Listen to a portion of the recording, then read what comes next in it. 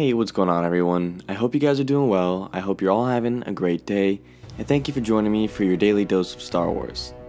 Full disclosure, this isn't scripted, and it is 2 a.m. I was trying to go to bed and I had this thought and I really wanted to just share it with you guys right away, so here we go. As you probably know based on the title already, that I had the idea that Luke must have had to live through The Last Jedi initially before it became the theatrical cut that we saw.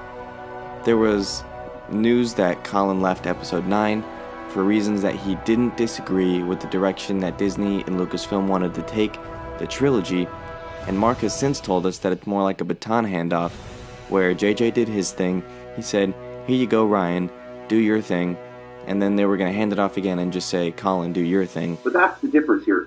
In the old days there was an overall outline. This one's more like a relay race where the first guy runs the race and hands the torch off. And then, it's the same with Ryan. Or JJ now is that's going to take Ryan's story and figure it all out. But now that Colin's not involved, we're going back to JJ to do his thing, which is fine, but that still leaves as to why Colin initially split.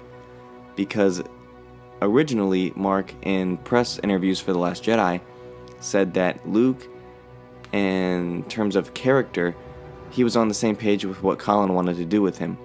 So I thought, what could have happened between Return of the Jedi and now that he would be like this? What kind of trauma has he experienced that he would become this embittered hermit? Everyone expect my first line to be, I told you to get off my island. How much of Luke Skywalker did you discuss with Colin Trevorrow? And since he's kind of out of the picture for now, are you interested, do you want to work with Rian Johnson again, like regarding the future of that character? I would work with Rian Johnson in anything. I mean, it doesn't have to be Star Wars related. And I'm a huge fan. I mean, the changes in the directors have been hard for me because I admire Phil so much, I admire Chris so much, I admire Colin and their body of work. But again, it's got to be really difficult to come to a meeting of minds on something this massive.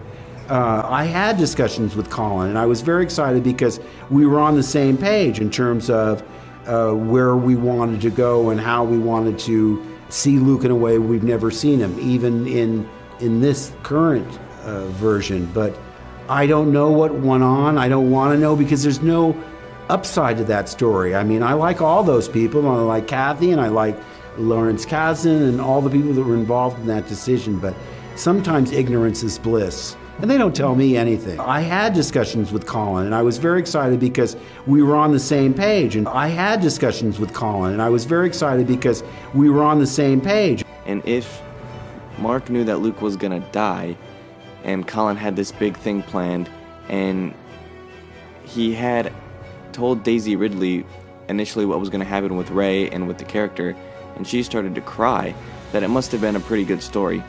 And if Mark was also on board with it, he must have felt that it was a pretty good story, and I don't think that Mark would have been on the exact same page as Colin like he was if he had died through the movie the way he did.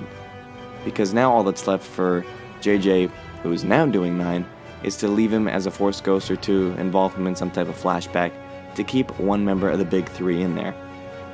But initially it was Colin and issues with the direction that 9 was going to take, but now it seems that it's come to light that he might have left due to the fact that Rian decided to change the ending of the film through production, because this is also backed by the fact that Mark he posted a photo on Instagram of him and Laura Dern, saying that it was great working with Laura and that they were deleted scene partners, which must have meant that he and Admiral Holdo had a scene together in The Last Jedi. And this is in essentially the third act of the film that Holdo has this big heroic moment, which is what allows the rest of the Resistance to escape to Crate in order for Luke to save them. So if they both died in this film, and Holdo dies before they reach Crate, and if they had to have a scene together, they would have had to have that scene together on Crate, which means that Holdo would have had to live, and that there was a different way the Resistance ended up getting to Crate that wasn't by a sacrifice made by Holdo. Or Luke had to have gone on to the ship somehow with the Resistance to meet her that way, which would have been essentially impossible unless he can physically take himself there, or he would have had to bring himself back into the Force in order to have this illusion that he did. But I say all this to say that if they had a deleted scene, which means Mark was implying that this was filmed, I'm under the assumption that this had to have been filmed if there was an actual deleted scene, and we will know on March 6th whether this was a deleted scene, or if Mark was just kind of being Mark and being the fact that they wish they could have had a scene together or something. I'm not really sure about that, but I'm taking this under the assumption that they had to have a deleted scene together, that it was filmed, and that it was changed. And if it was changed, it had to have been changed during production because they already filmed the scene. You wouldn't film a scene that you weren't going to use if you've already changed the story to fit a different ending, which must have meant that Luke must have lived through the end of Episode 8 and that it was changed during production, and this is probably what led to Colin leaving Episode 9 and parting ways with Star Wars. Not that it was just creative differences between Lucasfilm and Disney, it was the fact that the story he wanted to tell was no longer going to be able to be told, because Ryan was going to change the ending to have Luke die to have his arc be more emotional and intense. I'm sorry if I'm babbling, it's 2 a.m., really tired, but it seems that they would have had to have Luke live through this film in order to allow Colin to do that, and Kathleen apparently wasn't going to say, Ryan, you have to have Luke live in order for Colin's film to fit, because Mark has already told us that it's a baton handoff and he's just going to finish what he's going to do before he hands it off to him. And now this is also bringing up questions as to whether JJ has actually had to rewrite the film from scratch for Episode 9, whether he had to rewrite the whole script, because we know him and Chris Terrio wrote the script, and we now know that that script is actually finished. So whether it was written from scratch or whether he still used the bulk of Colin's ideas is in question.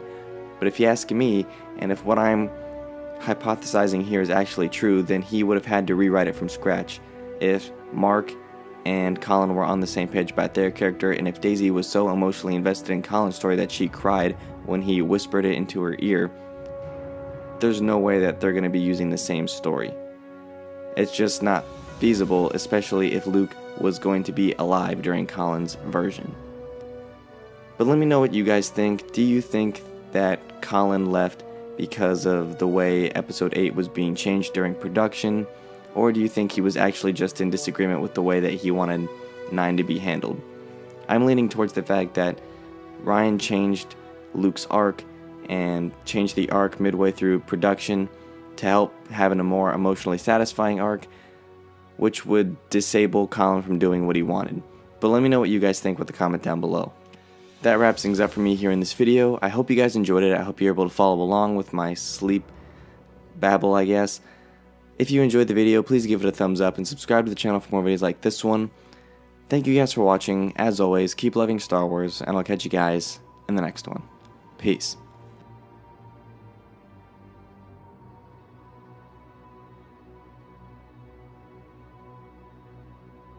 I almost had to think of Luke as another character. Maybe he's Jake Skywalker. He's not my Luke Skywalker.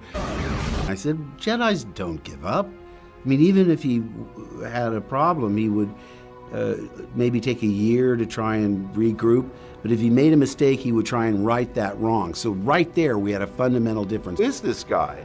How did the most optimistic, hopeful character in the galaxy turn into this hermit who says it's time for the Jedi to end? I read that and I said, what? I mean, that's not what a Jedi does. I mean, a Jedi is optimistic. A Jedi has tenacity. He never gives up. He doesn't secrete himself on an island. But Mark was just as thrown as the audience was when he read the script, but he did change his mind. He said after seeing the film that he was happy he trusted Ryan and that he couldn't have done it without him. Check it out.